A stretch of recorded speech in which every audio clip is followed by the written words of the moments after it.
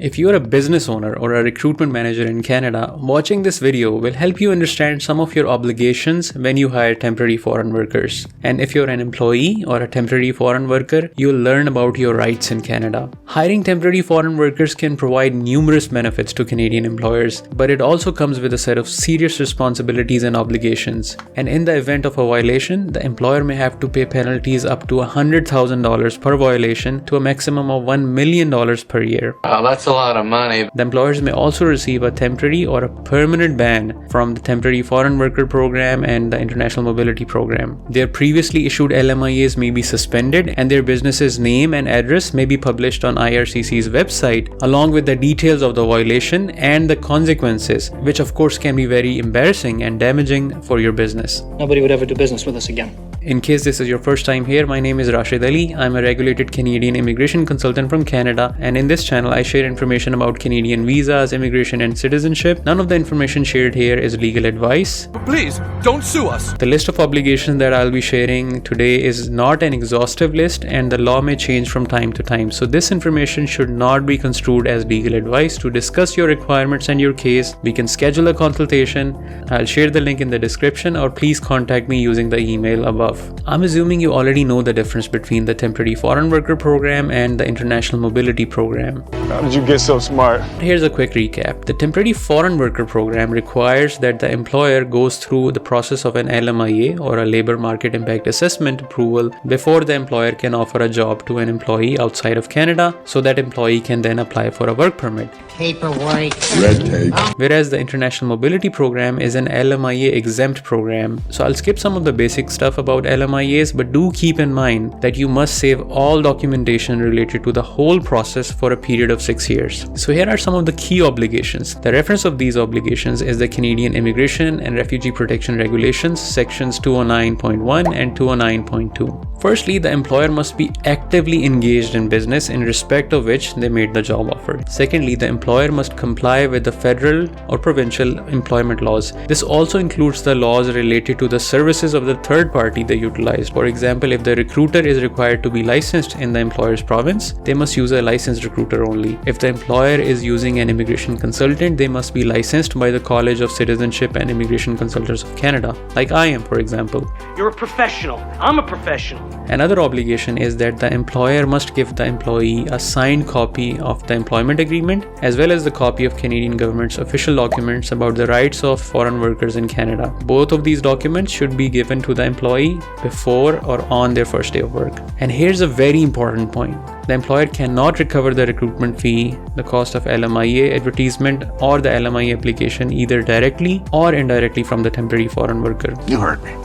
And the employer must ensure that if they used the services of a recruiter to hire a foreign worker, that recruiter also did not charge any recruitment fee or an LMIA fee directly or indirectly to the employee. The recruiter can of course charge a fee to the employer, but not to the employee. So if the employer is hiring a temporary foreign worker just to score money from them and the foreign worker is paying that fee, both the employer and the employee are violating the Canadian Immigration and Refugee Protection Regulations, and the consequences can be severe. Next, the employer must not do anything that prevents the employee from complying to the requirements of Emergencies Act or the Quarantine Act. For example, if the employee is required to quarantine themselves for a period of time, the employer must provide them the wages. By the way, if you're finding this video useful so far, you'll definitely benefit from joining my mailing list where I share weekly updates related to Canadian immigration and other key information. There will be a newsletter. You can join this by sending an email to info@pcici.ca with the subject newsletter, or by clicking the newsletter link above or in the description. I value your time, I won't spam you, and you can unsubscribe anytime. The next obligation is that the employer must get and pay for the private health insurance that covers the employee's emergency medical care until they are eligible for provincial or territorial health insurance coverage. And the employer must make reasonable efforts to give the employee access to healthcare services if they're injured or become ill at the workplace. The employer must also ensure that they provide employment to the employer in the same occupation same wages and same working conditions as was mentioned in the offer of employment. So if the employer wants to reduce the foreign workers' wages or working hours per week, this may be a violation. And this brings us to the point about abusive workplace and vulnerable workers. The employer must ensure reasonable efforts to provide a workplace that is free of abuse. For example, the employer cannot force the employee to do overtime if that's not included in the employment contract. The employee cannot be forced to work when they're sick or injured. The employer cannot confiscate the employee's passport, work permit, or threaten them in any way. If the temporary foreign worker is experiencing or even at the risk of experiencing abuse in the context of their employment, they can request IRCC for an open work permit. And if they are issued an open work permit, they don't have to work for their abusive employer and they can work for any other employer. But more on this in another video. Don't forget to like and subscribe.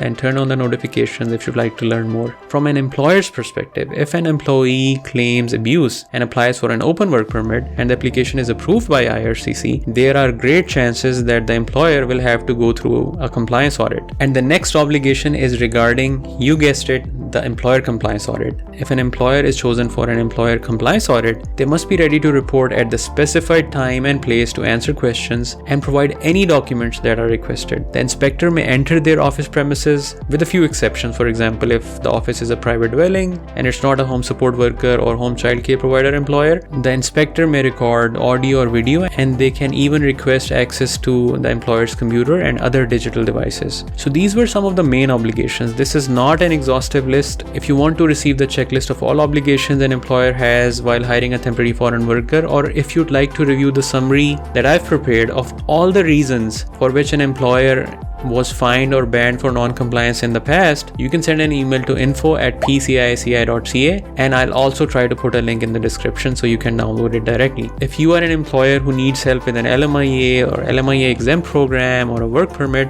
feel free to get in touch. I'm a professional. If you're an employer, I hope watching this video gave you some insight as to what your obligations are. There have been employers that have been fined thousands of dollars in the past for non-compliances. Hopefully you can avoid that. And if you're an employee, this will give you an idea of your rights when you're working in Canada as a temporary foreign worker.